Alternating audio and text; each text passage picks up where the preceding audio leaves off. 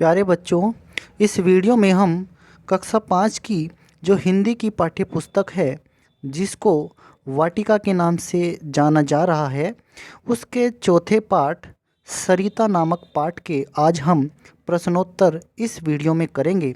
शुरू करते हैं प्यारे बच्चों अपने इस वीडियो को।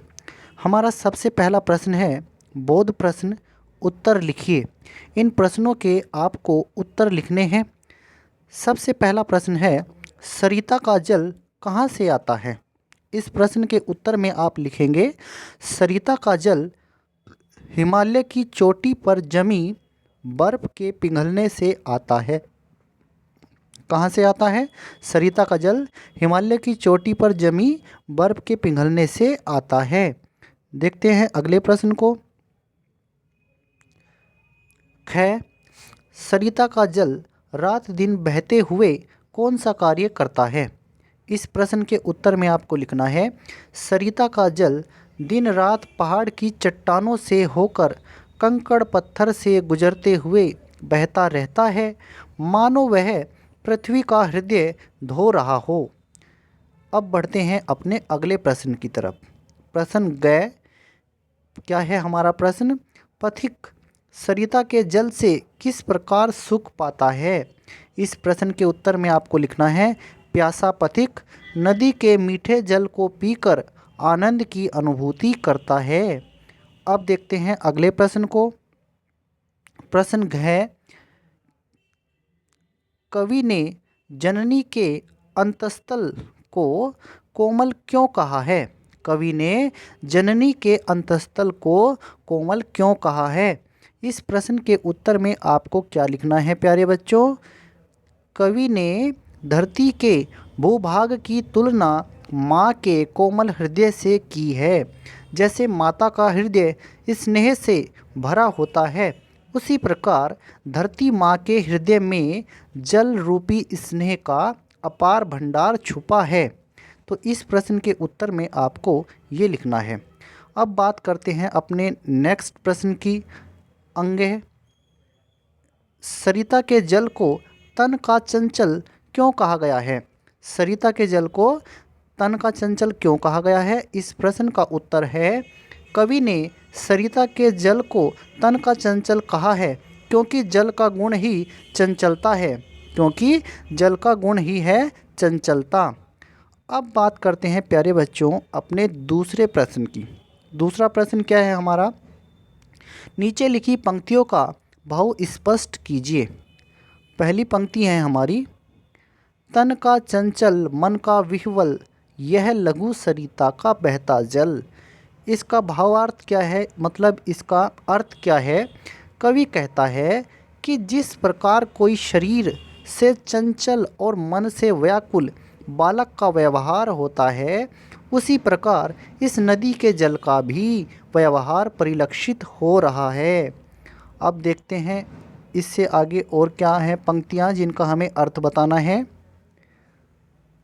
दिन भर रजनी भर जीवन भर धोता वसुधा का अंतस्थल। इसका क्या मतलब है? सरिता का जल पूरे दिन और रात जीवन पर्यंत धरती की सतह को धोता रहता है। अब देखते हैं प्यारे बच्चों अपने अगली पंक्ति को, जिसका हमें अर्थ और बताना है। नित जल कर भी कितना शीतल। इसका मतलब क्या है? नदी का जल दिन भर सूरज की गर्मी में तप कर भी कितना ठंडा रहता है, इसका ये मतलब है। एक और पंक्ति है जिसका अर्थ बताना है हमें, बहता रहता युग युग अविरल। इसका मतलब क्या है? सरिता का जल युग युगांतर से बिना रुके बह रहा है। अब प्यारे बच्चों आपको इस तीसरे प्रश्न में सोच विचार करके बताना है,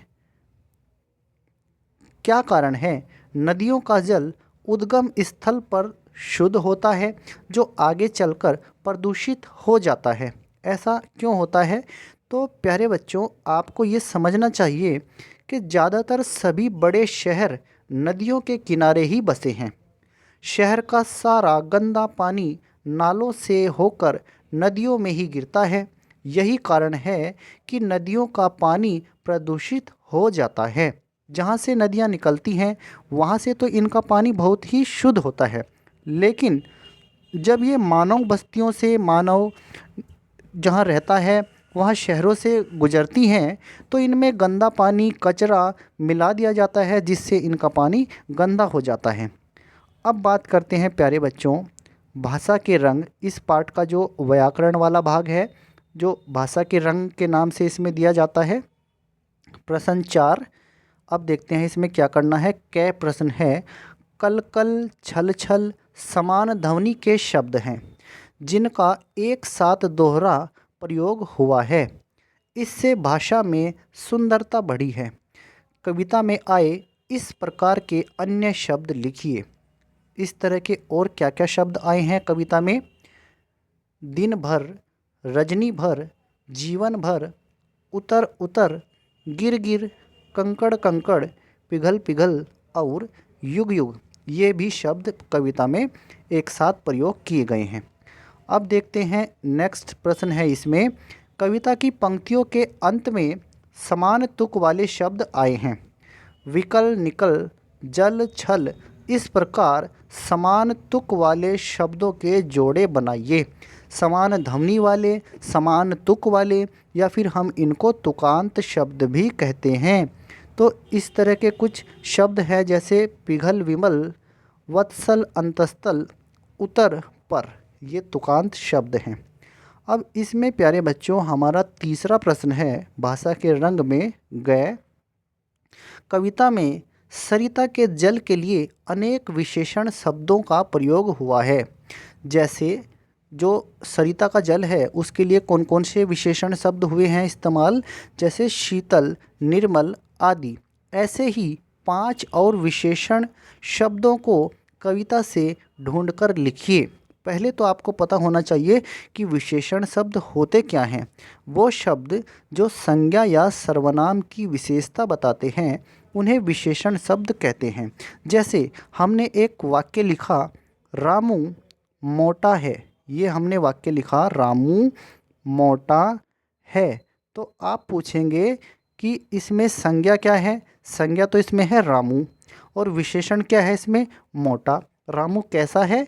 मोटा है। रामू की विशेषता क्या है? रामू मोटा है। तो मोटा इसमें विशेषण है और रामू इसमें संज्ञा है।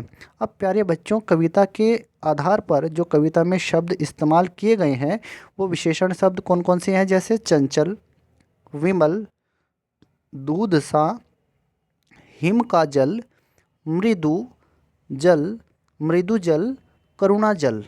तो इस तरह से ये इसमें कुछ विशेषण शब्द इस्तेमाल हुए हैं।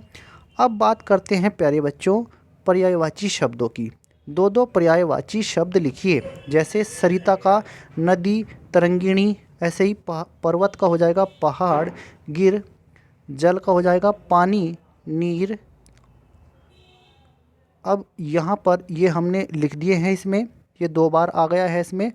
और एक और रह गया है हमारा वसुधा। वसुधा का है पृथ्वी, धरा। तो ये पर्यायवाची शब्द जो हमने आपको बताए हैं एक बार फिर से आप देख लीजिए जल्दी जल्दी से। सरिता का हो गया नदी, तरंगिणी, पर्वत, पहाड़, गिर, जल का पानी, नीर, वसुधा, पृथ्वी, धरा। ये इनके पर्यायवाची शब्द हैं। पर्यायवाची शब्दों को हम समानार्थी शब्द भी कहते हैं। अब प्यारे बच्चों प्रश्न 5 की बात करते हैं। इसमें अनुमान और कल्पना, आपको अनुमान लगाना है और कल्पना करनी है। यदि नदियों का जल सूख जाए तो क्या होगा? अगर नदियों का जल सूख जाए तो क्या होगा? नदियों का जल सूख जाने पर बहुत ही भयावह स्थिति का सामना करना पड़ेगा। हमारे देश के कुछ शहर नदियों के जल से पीने का पानी प्राप्त करते हैं, वहाँ जनजीवन अस्त व्यस्त हो जाएगा। उसी प्रकार सभी जंगली जानवर झीलों और नदियों के पानी से प्यास बुझाते हैं। जितने भी जंगली जानवर होते हैं वो झीलों और नदियों के पानी से ही प्यास बुझाते हैं। अगर नदियाँ ही ना रही, नदियाँ सूख गई, तो जानते हैं क्या होगा? नदियों के सूख जाने पर उनके जीवन पर संकट आ जाएगा, यानी कि वो ज़िंदा नहीं रह पाएंगे, वो भी मर जाएंगे। तो इस तरह से प्यारे बच्चों इस वीडियो में हमने सरिता नामक पाठ के प्रश्नोत्तरों को कर लिया है। आप इस वीडियो को 2-3 बार देखिए और इन सभी प्रश्नों को, इनके उत्तरों को आप अपनी नोटबुक में नोट कर सकते हैं। धन्यवाद प्यारे बच्चों।